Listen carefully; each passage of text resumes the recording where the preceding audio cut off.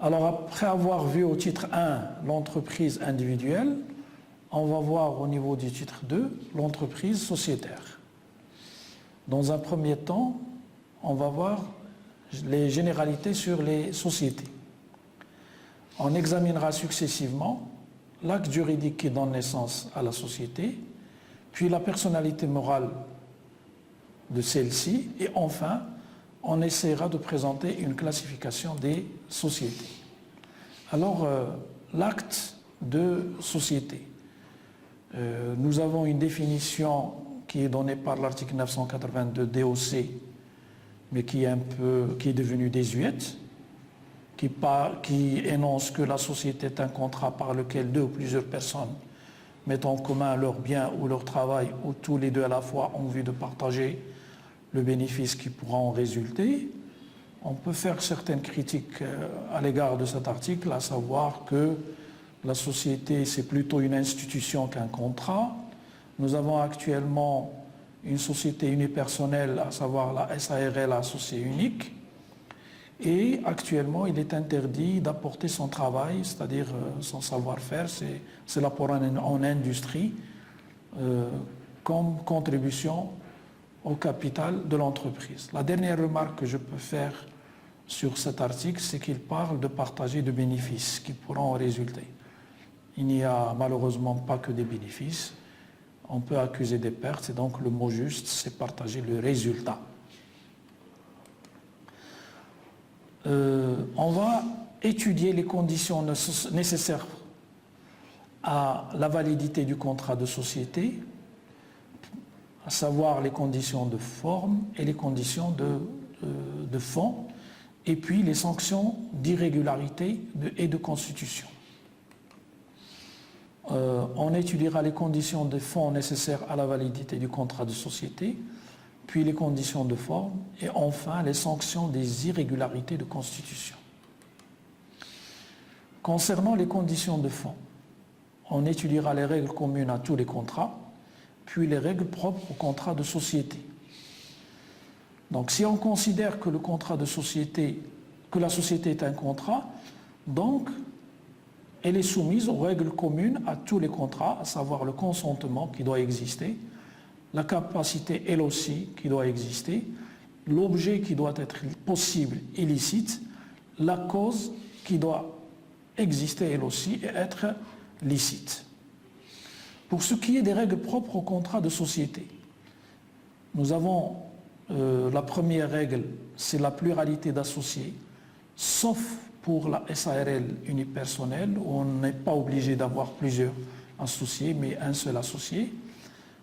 Deuxième particularité du contrat de société, ce sont les apports. Donc chaque associé doit faire un apport en contrepartie duquel il reçoit des parts s'il s'agit des sociétés de personnes ou des actions s'il s'agit des sociétés par action. Et donc là, j'attire votre attention. Quand il s'agit des sociétés de personnes, on parle de parts. Quand il s'agit de sociétés d'action, on parle d'actions. Mais il y a une autre remarque qu'il faut retenir, c'est que, en principe, le capital d'une société, on peut dire qu'il est formé de parts. Donc, je peux dire que l'action est une part, mais la part n'est pas nécessairement une action. Troisième particularité du contrat de société, c'est la participation au résultat de l'exploitation. Cette participation doit être impérativement proportionnelle à l'apport de l'associé. Quatrième particularité, c'est la volonté d'union pour réaliser le but social. Si dans beaucoup de contrats, les contractants ont des intérêts opposés, dans le contrat de société, ils ont au contraire des intérêts communs. Concernant les conditions de forme, il faut la rédaction par écrit du contrat et il faut aussi la publicité au bulletin officiel et dans un journal d'annonce légale et au registre du commerce. Pour ce qui est des sanctions des irrégularités de constitution, la sanction la plus efficace est la nullité rétroactive avec protection des tiers qui ont contracté de bonne foi. Les causes générales de nullité sont l'illicité de l'objet social ou de la cause ou leur immoralité. Les causes de nullité peuvent aussi être propres aux droits des sociétés, à l'occasion de la violation des règles spécifiques au contrat de société, par exemple l'absence d'apport, ou l'inobservation des conditions de forme, à savoir l'écrit et la publicité. Quelles sont les conséquences de la nullité? Lorsque la société est annulée, il est procédé à sa liquidation conformément au statut. Cela signifie que la société est liquidée comme au cas de dissolution, donc sans rétroactivité. Le souci ici est de valider les actes passés antérieurement à la nullité et la société est considérée avoir fonctionné comme une société de fait. D'un point de vue terminologique, il ne faut pas confondre la société devenue de fait ou la société de fait et la société créée de fait.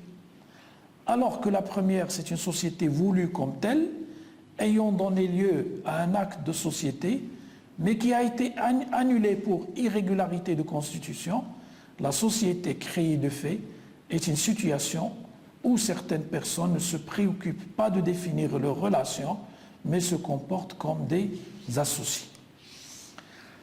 L'existence d'une société créée de fait suppose la présence de trois caractéristiques du contrat de société, à savoir l'apport, la participation aux résultats de l'exploitation et la volonté d'union pour réaliser le but social.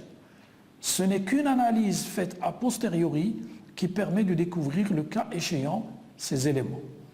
La société créée de fait ne rentre officiellement à l'existence juridique qu'au moment où elle est dissoute. Qu'est-ce que c'est que la personnalité morale des sociétés? D'une manière générale, la personnalité morale, c'est l'aptitude à devenir sujet de droit et d'obligation. À ce sujet, on va parler de l'identification de la personne morale, de sa nationalité et son patrimoine. Concernant l'identification de la personne morale, elle doit avoir d'abord une dénomination sociale, c'est-à-dire l'appellation par laquelle on désigne la société. Elle doit avoir un domicile. Ce dernier, c'est le siège social, c'est-à-dire le lieu où la personne morale a ses organes de direction et ses services administratifs, et donc pas nécessairement son principal lieu d'exploitation. C'est à ce siège, mentionné dans les statuts, que doivent être accomplies les diverses publicités requises lors de la constitution de la société et en cours de vie sociale, et c'est devant le tribunal de ce siège que la société devra être assignée. C'est lui qui, en principe, déterminera sa nationalité. Parlons de la nationalité de la personne morale. Le critère de cette détermination est en principe le siège social. On va parler maintenant du patrimoine de la personne morale. Le patrimoine de la personne morale est constitué par les apports des associés, ainsi que par les biens qui ont été acquis par la suite. Le patrimoine social est distinct de celui des associés. Les biens apportés par les associés à la société deviennent la propriété de cette dernière. Il est géré d'une façon autonome par la société dans les limites de son objet. Je vais donner maintenant une classification des sociétés. Parmi les sociétés commerciales, on distingue trois catégories principales.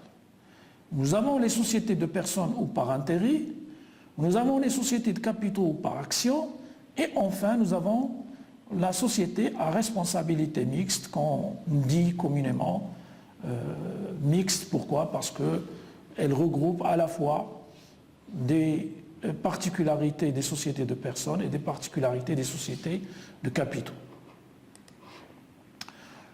Les sociétés de personnes ou par intérêt. Dans ce groupe, nous avons trois sociétés. Nous avons la société en nom collectif, en abrégé c'est SNC, les sociétés en commandite simple, SCS, et enfin les sociétés en participation, SEP. Dans ce type de société, les associés sont indéfiniment et en général solidairement tenues des dettes de la société.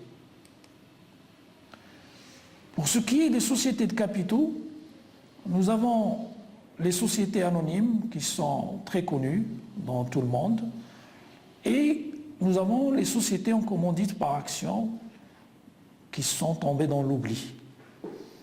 Dans ce type de société, les associés ne sont tenus qu'à concurrence de leur apport.